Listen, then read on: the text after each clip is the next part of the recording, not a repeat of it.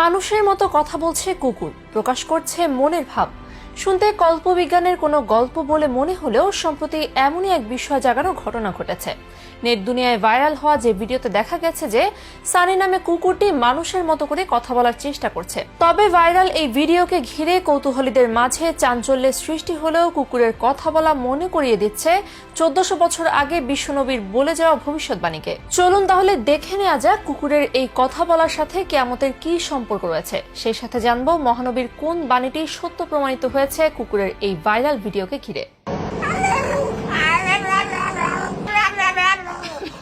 কথা বলা টিয়া কিংবা ময়না পাখি হয়তো অনেকেই দেখেছেন। পাখিদের কথা বলতে দেখেই আমরা অভিহিত হই। তবে এবার গোটা বিশ্বকে অবাক করে দিয়েছে নেদারল্যান্ডসের 9 বছর বয়সী কুকুর সানি। ইতিমধ্যে সামাজিক যোগাযোগ মাধ্যমে ব্যাপক ভাইরাল হয়েছে তার কথা বলার মতো এই শব্দ। ঘটনাটি ঘটেছে নেদারল্যান্ডসের বাণিজ্যিক রাজধানী আমস্টারডামে। সম্প্রতি ধারণ করা একটি ভিডিওতে দেখা গেছে গাড়িতে তার মালিকদের সঙ্গে কথা বলার মতো শব্দ করছে সানি। কুকুরটির মালিক মারিয়া জানান, মানুষের মতো কথা বলার চেষ্টা করা এই কুকুরটির জন্মের পর স্বাভাবিক ছিল, কিন্তু তার বয়স 45 দিন হওয়ার পর থেকে মানুষের মতো এই অদ্ভুত শব্দ শুরু করে এবং এই কাজটি বেশি করে যখন আশেপাশের লোকজন দেখে। অনেক সময় সানির এই শব্দ শুনে মানুষ বিভ্রান্ত হয়ে যায়। মারিয়া তার সুইজারল্যান্ড ভ্রমণের কথা স্মরণ করে বলেন, ওখানে পৌঁছানোর পর তিনি দেখেন লোকে পরিপূর্ণ একটি জায়গা। তখন সানি কথা বলার শব্দ শুরু করে। সুইজারল্যান্ডের লোকজন কুকুরটির এই আচরণ দেখে বেশ অবাক হয়েছিল এবং বিষয়টি উপভোগ করছিল। এরপর মারিয়া সানির এইসব মজার ভিডিও শেয়ার করার জন্য একটি ইনস্টাগ্রাম এবং একটি টিকটক আইডি খোলেন। ইতিমধ্যে এইসব আইডিতে ফলোয়ারের সংখ্যা লাখ ছাড়িয়ে গিয়েছে। তবে কথা বলা কুকুরকে ঘিরে সাধারণ মানুষের মনে ব্যাপক কৌতূহল দেখা গেলেও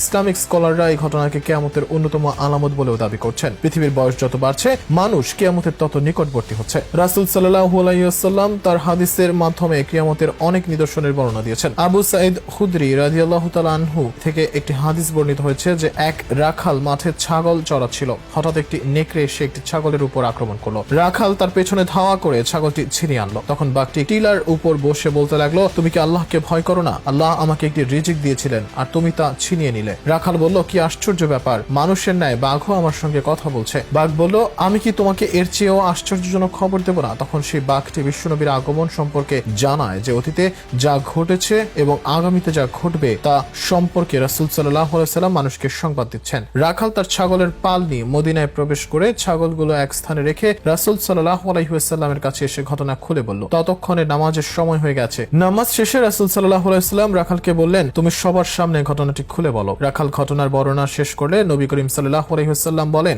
রাখাল সত্য বলছে। ওই আল্লাহর শপথ যার হাতে আমার প্রাণ, ততদিন পর্যন্ত কিয়ামত সংঘটিত হবে না যতক্ষণ না হিংস্র প্রাণী মানুষের সঙ্গে কথা বলবে, মানুষ তার হাতের লাঠির সঙ্গে কথা বলবে, পায়ের জুতোর সঙ্গে কথা বলবে, এমনকি ঘরের স্ত্রী তার স্বামীর অনুপস্থিতিতে কি করছে শরীরের অঙ্গ প্রত্যঙ্গ তাকে বলে দেবে। কিয়ামতের পূর্বে কথা বলা প্রাণী নিয়ে হাদিস কোরআনে আরো একাধিক ভবিষ্যৎবাণী রয়েছে। কিয়ামতের পূর্বে পৃথিবীর ভূপৃষ্ঠ থেকে অদ্ভুত একটি প্রাণী বের হবে। সে প্রাণী পুরো পৃথিবীতে বিচরণ করবে। এটাকে কিয়ামতের বড় আলামত হিসেবে গণ্য করা হয়। কোরআন ও হাদিসে প্রাণীকে দাব্বাতুল আরদ হিসেবে আখ্যায়িত করা হয়েছে। তবে দাব্বাতুল আরদ পৃথিবীতে আগমনের আগেই ইতিমধ্যে কথা বলতে শুরু করেছে একাধিক প্রাণী। আর এসব ঘটনাই প্রমাণ করে যে কিয়ামতের আর খুব বেশি দিন বাকি নেই।